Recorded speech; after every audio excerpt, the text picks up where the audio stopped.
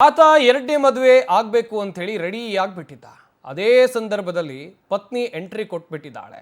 ತಾಳಿ ಕಟ್ಟುವ ಶುಭ ವೇಳೆ ಅದು ಕಲ್ಯಾಣ ಮಂಟಪಕ್ಕೆ ಮೊದಲ ಹೆಂಡತಿ ಬಂದ್ಬಿಟ್ಟಿದ್ದಾಳೆ. ಎರಡನೇ ಮದುವೆಗೆ ಸಿದ್ಧತೆ ಎಂಟ್ರಿ ಕೊಟ್ಲು. ಅದೇ ಸಂದರ್ಭದಲ್ಲಿ ಮೊದಲ ಪತ್ನಿ ತಾಳಿ ಕಟ್ಟುವ ಶುಭ ವೇಳೆಯಲ್ಲೇ ಕಲ್ಯಾಣ ಮಂಟಪದಲ್ಲಿ ಹೈಡ್ರಾಮವೇ ನಡೆದು ಹೋಗಿದೆ. ಮನೆಯವರ ಒತ್ತಡಕ್ಕೆ ಮಣಿದು ಎರಡನೇ ಮದುವೆಗೆ ಪತಿ ಸಿದ್ಧತೆಯನ್ನು ನಡೆಸಿಕೊಂಡಿದ್ದ. ಮಂಟಪಕ್ಕೆ ಅದೇ ಸಂದರ್ಭದಲ್ಲಿ ಮೊದಲ ಪತ್ನಿ ಎಂಟ್ರಿ ಕೊಟ್ಟಿರೋದು. ದೊಡ್ಡಬಳ್ಳಾಪುರ ನಗರದ ಕಲ್ಯಾಣ ಮಂಟಪದಲ್ಲಿ ನಡೆದಿರುವಂತಹ ಘಟನೆ ಇದು. ಆತನಿಗೆ ಮೊದಲೇ ಮದುವೆ ಆಗಿತ್ತು. ಆದರೆ ಆತ ಮನೆಯವರ ಒತ್ತಡಕ್ಕೆ ಮತ್ತೊಂದು ಮದುವೆ ಆಗೋಕ್ಕೆ ಪ್ಲ್ಯಾನ್ಗಳನ್ನು ಮಾಡ್ಕೊಂಡಿದ್ದ. ಅಂತ ಹೇಳಿದ್ರೆ ಮನೆಯವರು ತುಂಬ ಫೋರ್ಸ್ ಮಾಡಿದ್ರು, ನೀನು ಮದುವೆ ಆಗಲೇಬೇಕು, ನಾವು ತೋರಿಸಿದ ಹುಡುಗಿನ ಮದುವೆ ಆಗಬೇಕು ಅಂತ ಹೇಳಿದರು. ಹೀಗಾಗಿ ಆತ ರೆಡಿ ಆಗಿಬಿಟ್ಟಿದ್ದ. ಅದೇ ಟೈಮ್ನಲ್ಲಿ ಮೊದಲ ಹೆಂಡತಿ ಬಂದಿದ್ದಾಳೆ, ಕಲ್ಯಾಣ ಮಂಟಪಕ್ಕೆ ಬಂದಿದ್ದಾಳೆ. ಕಲ್ಯಾಣ ಮಂಟಪದಲ್ಲಿ ಹೈಡ್ರಾಮವೇ ನಡೆದು ಹೋಗಿದೆ ಎನ್ನುವಂಥ ಮಾಹಿತಿ ಇದೆ. ವರ್ಷದ ಹಿಂದೆ ಕೇರಳ ಮೂಲದ ಮಹಿಳೆಯ ಜೊತೆಯಲ್ಲಿ ಕುಮಾರಿ ಎಂಬ ವ್ಯಕ್ತಿ ಮದುವೆ ಆಗಿರ್ತಾರೆ. ಮೊದಲ ಪತ್ನಿ 7 ತಿಂಗಳ ಗರ್ಭಿಣಿಯಾಗಿದ್ರೂ ಕೂಡ ಈತ ಎರಡನೇ ಮದುವೆಗೆ ಪ್ಲಾನ್ ಅನ್ನ ಮಾಡಿಕೊಂಡಿದ್ದ. ಈತನ ಮೇಲೆ ಒತ್ತಡ ಹೇರಿ ಎರಡನೇ ಮದುವೆ ಮಾಡೋಕೆ ಕುಟುಂಬಸ್ಥರು ಎಲ್ಲಾ ಸಿದ್ಧತೆಗಳನ್ನ ಮಾಡ್ಕೊಂಡಿದ್ರು. ಈ ಬಗ್ಗೆ ಮೊದಲ ಪತ್ನಿಗೆ ಕರೆ ಮಾಡಿ ಕುಮಾರ್ ಎಲ್ಲ ವಿಷಯವನ್ನ ಹೇಳ್ತಾನೆ. ತಡರಾತ್ರಿ ವಿಚಾರ ತಿಳಿದು ಕಲ್ಯಾಣ ಮಂಟಪಕ್ಕೆ ಹೆಂಡತಿ ಬರ್ತಾಳೆ. ಗರ್ಭಿಣಿ ಆಕೆ, 7 ತಿಂಗಳ ಗರ್ಭಿಣಿ. ದೊಡ್ಡಬಳ್ಳಾಪುರ ಪೊಲೀಸರ ಸಹಾಯದಿಂದ ಮದುವೆಗೆ ಬ್ರೇಕ್ ಹಾಕಲಾಗಿದೆ. ವರ ಕುಮಾರ್ನ ಪೊಲೀಸ್ ಠಾಣೆಗೆ ಕರ್ಕೊಂಡು ಬಂದಿದ್ದಾರೆ ಪೊಲೀಸರು. ಮೊದಲ ಹೆಂಡತಿ 7 ತಿಂಗಳ ಗರ್ಭಿಣಿ. ಆದರೆ ಈ ಗಂಡ ಎರಡನೇ ಮದುವೆಗೆ ರೆಡಿ ಆಗಿಬಿಟ್ಟಿದ್ದ.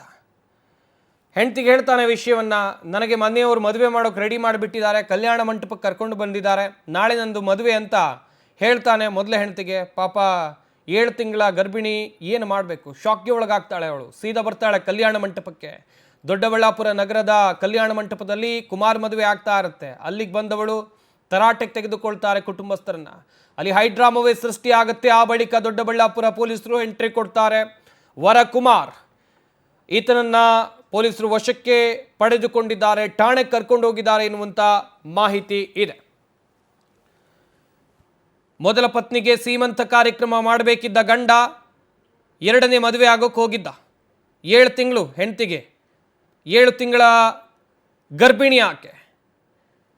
ಈತ ಹೇಳ್ತಾ ಇರೋದು, ಮನೆಯವರು ನನ್ನ ಮೇಲೆ ಒತ್ತಡ ಹೇರಿದ್ರು, ಅದಕ್ಕಾಗಿ ನಾನು ಮದುವೆಗೆ ತಯಾರಾದೆ ಅಂತ ಹೇಳ್ತಾ ಇದ್ದಾನೆ.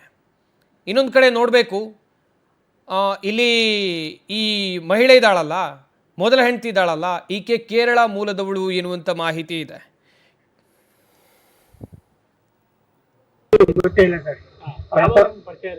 ನಾವು ಒಂದೂವರೆ ವರ್ಷ ಆಯ್ತು ಪರಿಚಯ ಆಗಿ. 1 ವರ್ಷದಿಂದ ನೆಂಟಸ್ಥಾನ ಮಾಡಿದ್ವಿ, ಓದ್ವಿ, ಕೇಳಿದ್ರೆ ಅವ್ರು ಏನು ಇದೆಲ್ಲ ಇದು ಮಾಡಲಿ, ಈ ಥರ ಏನೋ ನಮ್ಗೆ ಗೊತ್ತಾಗಲಿಲ್ಲ. ಒಳ್ಳೆ ಜನ ಒಳ್ಳೆಯವರು ಅಂತ ಹೇಳಿ ನಂಬಿದ್ವಿ, ಕೊಟ್ವಿ. ಈ ಥರ ಅವನ್ನ ಸುಮಾರು ಸಲ ಕೇಳಿದೆ, ಏನಪ್ಪ ನಿಮ್ಗೇನಾದ್ರು ನಮ್ಮ ಹುಡುಗಿಗೆ ಮದುವೆ ಮಾಡ್ಕೊಳ್ಳೋಕೆ ಇಷ್ಟ ಇದೆಯಾ ಇಲ್ವಾ ಅಂತ. ತುಂಬ ಇಷ್ಟ ಇದೆ, ನಾನು ನೋವು ಮಾಡಿದ್ವಿ ಅಂತ ಕೇಳಿದೆ. ನಾನು ನೋವು ಮಾಡಿಲ್ಲ, ಆ ಥರ ನಾನು ಹುಡುಗನೆಲ್ಲ ಅಂತ ಹೇಳಿದ್ವಿ. ಅದು ಹಂಗಾಗಿ ನಾವು ಇದು ಮಾಡಿ ಪ್ರೋಸೆಸ್ ಮಾಡಿದ್ವಿ, ಮದುವೆ ಮಗೆಲ್ಲ ಬಂದ್ವಿ. ಇವತ್ತಿನ ದಿವಸ ಈ ಥರ ಆಯಿತು. ಏನು ಗೊತ್ತೇ ಇಲ್ಲ ಸರ್. ನಾವು ಒಂದೂವರೆ ವರ್ಷ ಆಯ್ತು ಪರಿಚಯ ಆಗಿ.